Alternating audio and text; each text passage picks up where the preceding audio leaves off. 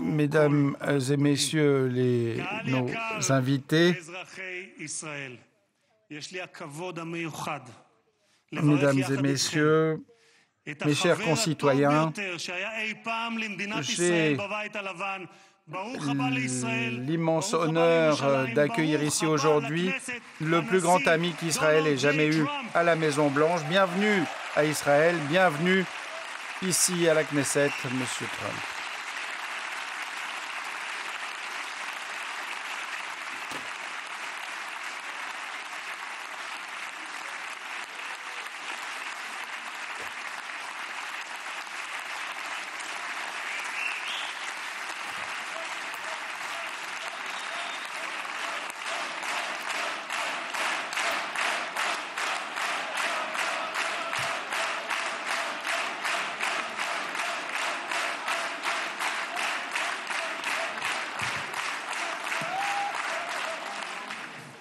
אדוני הנשיא, אני מבקש להודות לך על שהענקת לכנסת את הזכות והכבוד להיות הפרלמנט הראשון מחוץ לארצות הברית שאתה מבקר בו בכהונתך הנוכחית. במסורת היהודית נהוג לברך ברגעים ייחודיים שכאלה. D'avoir fait de nous la Knesset le premier parlement que vous ayez visité depuis votre présidence. Et nous respectons la tradition juive en rendant grâce au Seigneur qui vous a donné la vie. Comme vous le saviez, nous avons été pendant longtemps en exil de notre terre et malgré tout, même dans la diaspora, nous n'avons jamais oublié Jérusalem. Le cœur battant du peuple juif établi où sa capitale a été établie il y a plus de 3500 ans. Année après année, nous avons prié pour la ville. Il y a 7 ans de cela, vous, Monsieur le Président Trump, vous avez reconnu notre souveraineté, la souveraineté juive sur Jérusalem. Vous l'avez concrétisé et vous avez permis de déplacer l'ambassade des États-Unis à Jérusalem, comme tant d'autres présidents l'avaient annoncé avant vous, Jérusalem désormais unifiée. Merci, Monsieur le Président.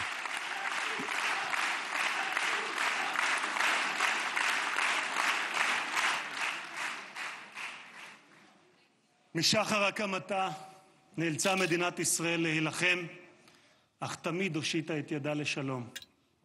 לפני 5 שנים de rappeler que dès le début, Israël a toujours été prêt à se battre, mais également à tendre la main de la paix.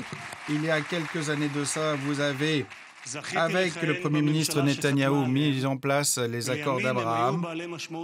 J'avais l'immense honneur de siéger au gouvernement qui a signé ces accords, des accords extrêmement importants.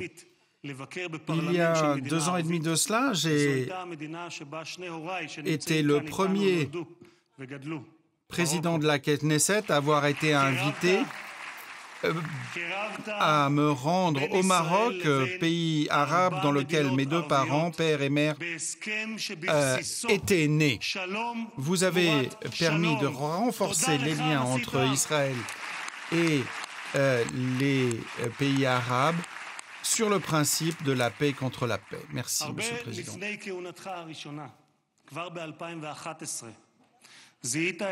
Bien avant votre premier mandat, en 2011, vous aviez identifié le risque que faisait peser un Iran nucléaire. Et vous disiez que la tentative de l'Iran d'obtenir des armes nucléaires est une grande menace pour notre pays. Nous ne pouvons pas permettre à l'Iran de devenir une puissance nucléaire. C'est ce que vous disiez. Une menace contre les États-Unis est une menace contre le monde entier.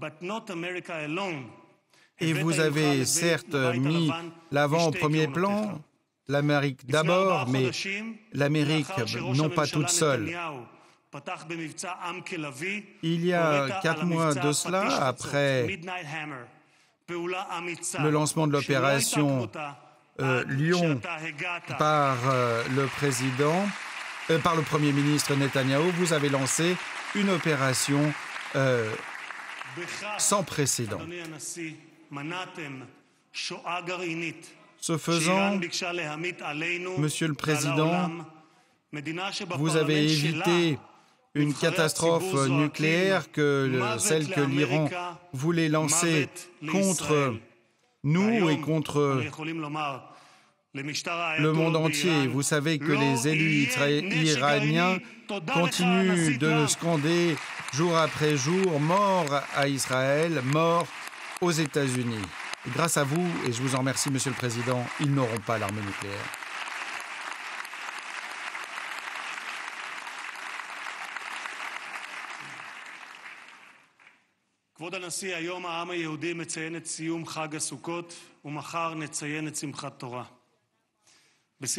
Monsieur le Président, comme vous le savez, nous sommes en plein pendant les fêtes de Sukkot. Demain, ce sera Simchat Torah, la fête de la Torah. Il y a 2 ans de cela, nous vivions la période la plus trouble de l'histoire d'Israël et du peuple juif depuis la Shoah. Nombreux sont ceux, dirigeants étrangers, qui sont allés se rendre sur place pour voir le site de ces massacres. Jared et Ivanka s'y sont rendus, je le sais. Nous sommes allés au kibbutz Kfar Aza, nous sommes allés à Reim, et nous avons vu ce que nous espérions qui ne se reproduirait jamais, des pogroms. Nous avons lu le site de ces pogroms. Nous avons vu des gens être assassinés, mais également immolés, nos frères et sœurs. Un certain nombre d'entre eux ont également été maintenus en vie, et depuis cette date, nous nous sommes battus pour refermer cette plaie ouverte, la plaie que représentait l'enlèvement de nos frères et sœurs. Nous avons tous ressenti la douleur des familles qui avaient peur et qui ne savaient s'ils pouvaient encore avoir espoir. Nous savons et nous avons depuis ce matin les images de nos frères enlevés et désormais libérés. Est-ce que je peux peut-être vous dire, Monsieur le Président, j'ai reçu un message du père de Eitan Moar, l'otage, qui m'a donné ce pin et que je me permets de retirer désormais, maintenant qu'il est libre. Merci à vous encore, Monsieur le Président.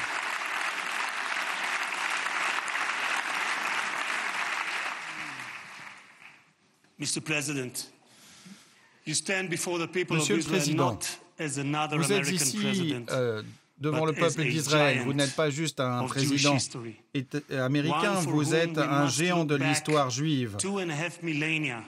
Il faut remonter 2500 ans en arrière pour voir quelqu'un de semblable, Cyrus le Grand. Vous, Monsieur le Président Trump, vous êtes un colosse et vous serez porté au panthéon de l'histoire. Dans plusieurs milliers d'années de cela, le peuple juif se souviendra de vous, Monsieur le Président. Nous sommes un peuple qui se souvient. Ce que nous voyons aujourd'hui n'est pas juste une lutte localisée, c'est une bataille, une lutte mondiale contre le radicalisme, le fondamentalisme, et d'une part, et les forces de la liberté, de la démocratie d'autre part.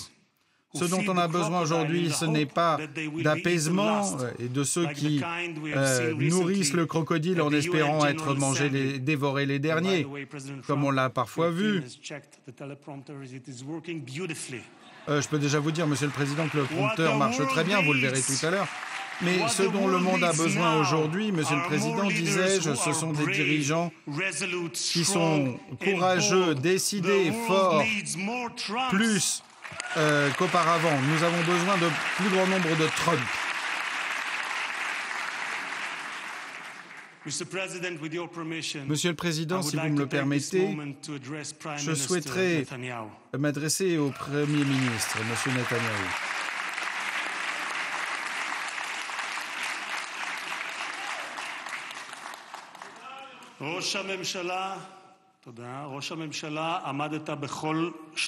Monsieur le Premier ministre,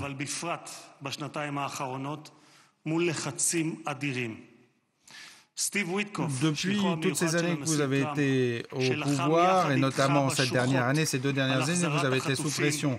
Et Monsieur Witkoff, l'envoyé spécial du président Moyen-Orient, a été à vos côtés pour obtenir le retour des otages. Mais comme il le dit, c'est le Premier ministre, vous donc, qui avez eu la tâche la plus difficile, à devoir prendre des mesures, faire preuve de flexibilité ou de détermination face au Hamas. Je comprends aujourd'hui avec le recul que nous n'en serions pas aujourd'hui où nous en sommes si le Premier ministre ne s'était pas comporté comme il l'a fait.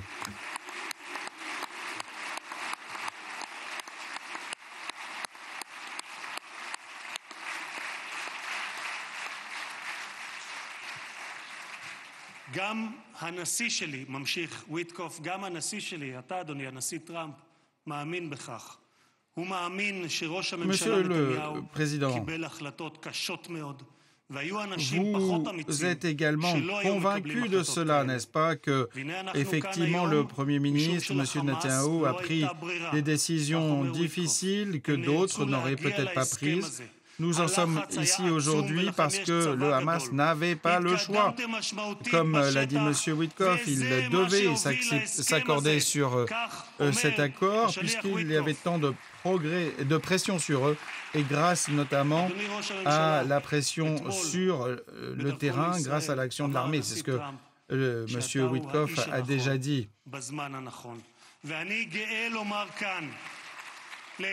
Comme l'a dit le président hier, vous étiez, Monsieur le Premier ministre, la bonne personne au bon moment, au bon endroit. Grâce à vous, nous avons pu atteindre tout ce que nous avons atteint, nous avons fait ce que nous avons fait grâce à vous. Merci, Monsieur le Premier ministre.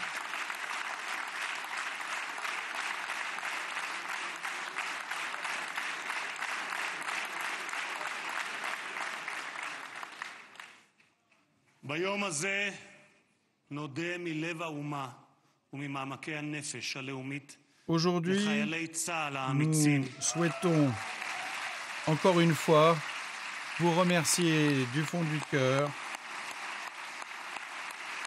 Vous remercier, vous, nos soldats courageux, membres des forces de défense israéliennes.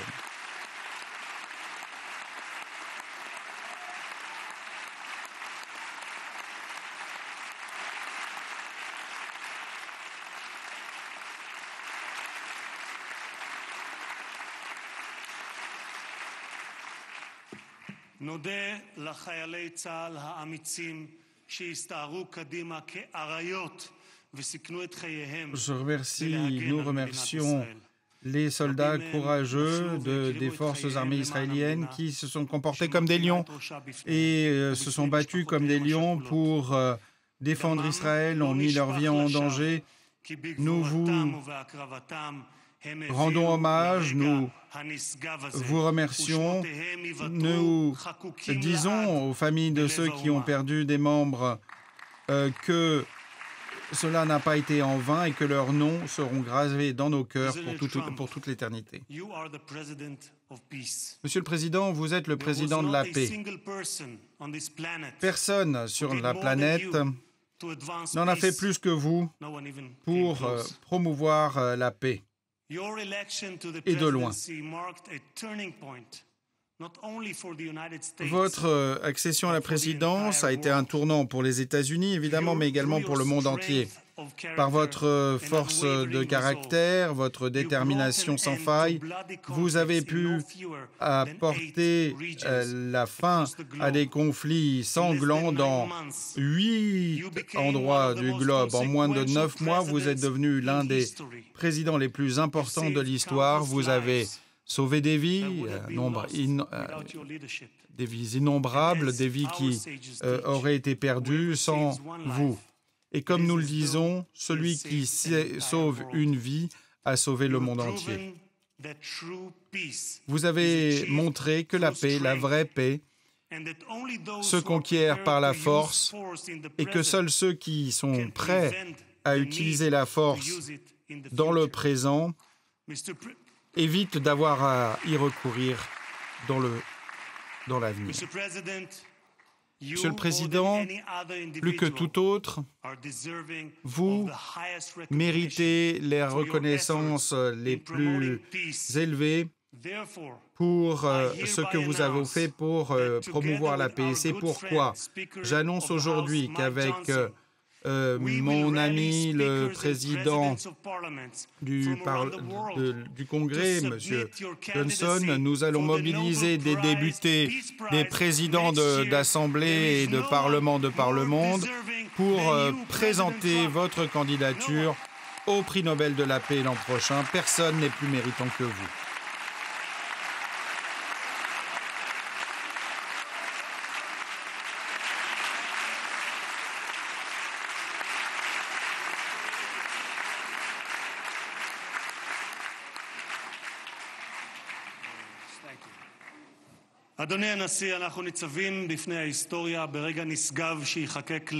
Monsieur le Président,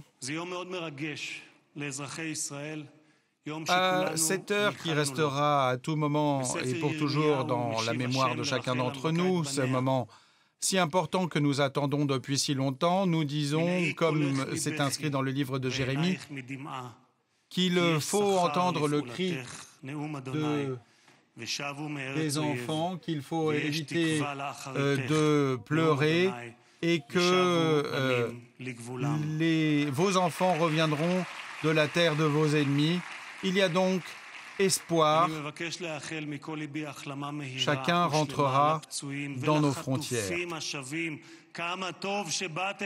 Je souhaite aux otages qui nous sont revenus prompt rétablissement et je dis combien il est important et heureux qu'ils soient à nouveau parmi nous. Monsieur le Président, je prie le Seigneur qu'il vous bénisse, vous, artisans de paix, et qu'il bénisse vos concitoyens, qu'il accorde sa paix à chacun d'entre nous. Que Dieu garde et bénisse l'État d'Israël. Merci. Chag Sameach. Bonne fête à tous.